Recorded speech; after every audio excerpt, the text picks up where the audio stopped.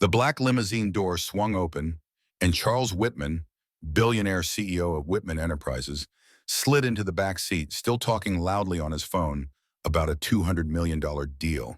His voice was sharp, commanding, the kind of tone that made boardrooms fall silent. But before the driver could even start the engine, a small voice cut through the air. "Shut up!" Charles froze. Slowly, he turned his head. Sitting beside him, strapped into the seatbelt, was a little black girl, no more than 8 years old. Her hair was tied in colorful beads, her big brown eyes fierce but wet with tears. "What did you just say?" Charles asked, startled. She didn't back down. "You need to be quiet. You're scaring him." "Scaring who?" Charles demanded, glancing around. Then he heard it, a faint, shallow breathing from the seat beside her. Wrapped in a blanket, a small boy, maybe 4, lay pale and trembling. The limo driver's voice cracked from the front seat. "Sir, we need to get to the hospital. Now." In that moment, Charles's world shifted, and he had no idea just how much this ride was about to change his life. 30 minutes earlier, Charles was stepping out of his glass office tower, barking into his phone about closing a massive international contract. He was a man used to control. His company, his time, his conversations. When his chauffeur, Martin, pulled up, Charles didn't even look before sliding into the back seat. But instead of the usual quiet ride, he was met with the sound of quiet sniffles. The little girl sat on one side, clutching the boy protectively. Her sneakers were scuffed, her sweater 2 sizes too small. The boy's breathing was uneven, his lips slightly blue. Charles shot Martin a sharp look in the rearview mirror. "What's going on? Who are these kids?" Martin's voice trembled. "Sir, I didn't know what else to do. I saw them outside the community center." The boy collapsed. "The girls said they couldn't afford an ambulance. So I brought them in." Charles frowned, checking his watch. "Then why didn't you call emergency services?" The girl spoke up, glaring. "Because they take too long in our neighborhood. And you were too loud. He needs calm, not yelling." Charles blinked. No one, no adult, no board member, had ever told him to quiet down before. As the car sped through the city, Charles tried to ask questions, but the girl stayed focused on her brother. She whispered to him, stroked his hair, and kept glancing at Charles as if daring him to speak again. Martin explained in pieces. The kids lived with their grandmother in a rundown neighborhood. Their mother had passed away, their father was gone, and the grandmother had been working double shifts. The boy, Jalen, had a chronic respiratory condition, and today he had a sudden flare-up. The girl, Amira, had run for help, and Martin happened to be nearby. Charles leaned back, uncharacteristically quiet.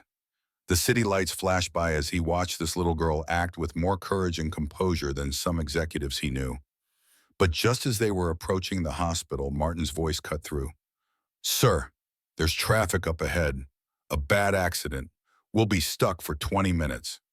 Charles's jaw tightened. 20 minutes might be too long. Charles made a decision he never would have considered an hour ago. "Martin, take the service road through Lincoln Park. I know it's not legal, but we'll cut through." Martin hesitated.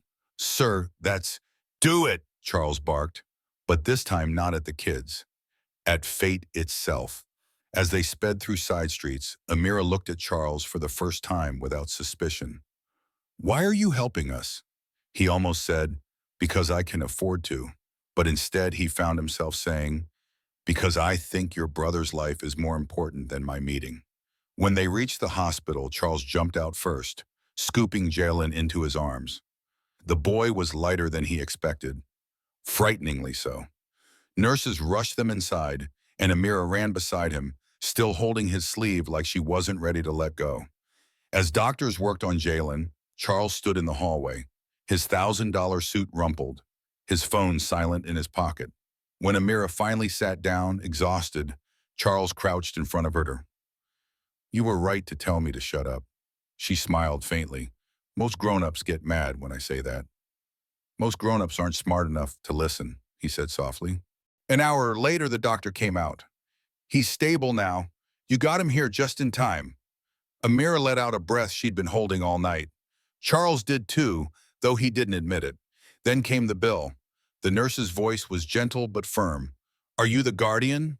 The cost for tonight's emergency care is— I'll handle it, Charles interrupted, handing over his black card. The nurse blinked. Sir, this is a lot. So is his life, Charles said, his tone leaving no room for debate.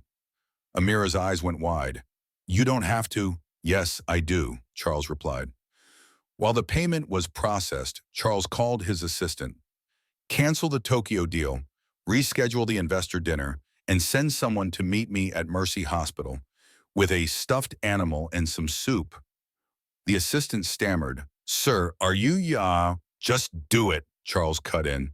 He spent the rest of the evening in the waiting room with Amira, teaching her how to play a card game on his phone. For once, he wasn't checking emails or tracking stocks. When Jalen finally woke up, Amira ran to his side. Charles stayed back, watching the siblings cling to each other.